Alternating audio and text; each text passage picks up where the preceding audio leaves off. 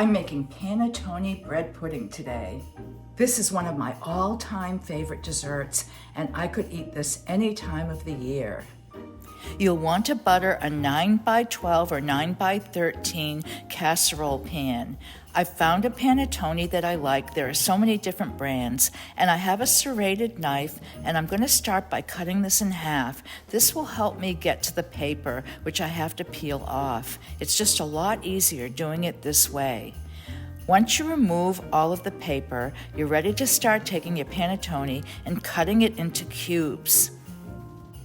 The cubes should be about 2 inches square, so get that all taken care of. And when you're finished, you're going to just want to put these in the buttered baking dish.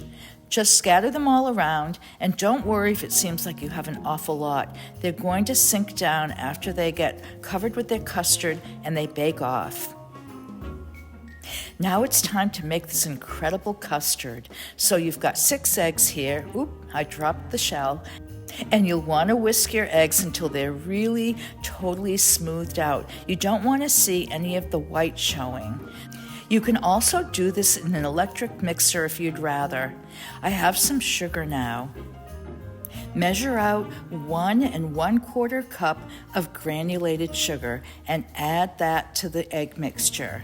You'll want to whisk that in really well too. Here is your 1/4 cup.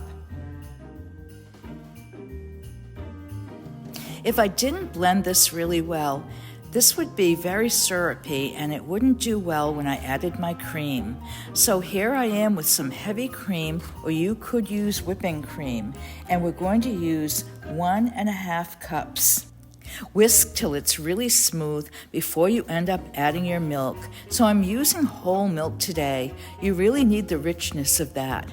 And we're going to have 2 1/2 cups of whole milk. And this will finish off our custard.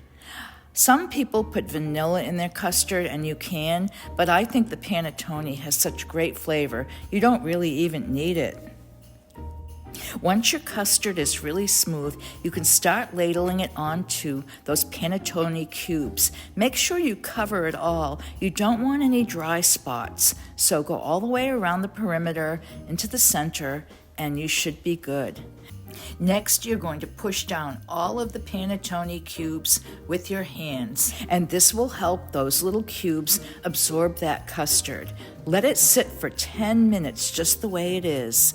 Now it's time to go into a 350-degree oven. I timed it for about 45 minutes, but I felt that it was a little bit sticky inside, so I gave it about another 10 to 15. So this took me 1 hour to bake, and here it is, and the smell is just incredible. My panettone bread pudding is cooled down but still warm enough to really enjoy. I highly recommend eating this while it's warm. I don't have any bourbon sauce or vanilla sauce, but it's great all by itself. Or you could add a little bit of ice cream to the side, or you could have some whipped cream with this. I hope you get to make this really soon. It is wonderful. Make sure that your pudding is cooled down enough before you add the powdered sugar. This not only makes your dessert look prettier, but it actually adds a nice taste to it too. Serve it warm on a plate by itself, or with a drizzle of caramel sauce. I'm hoping this is one of your favorite new desserts too.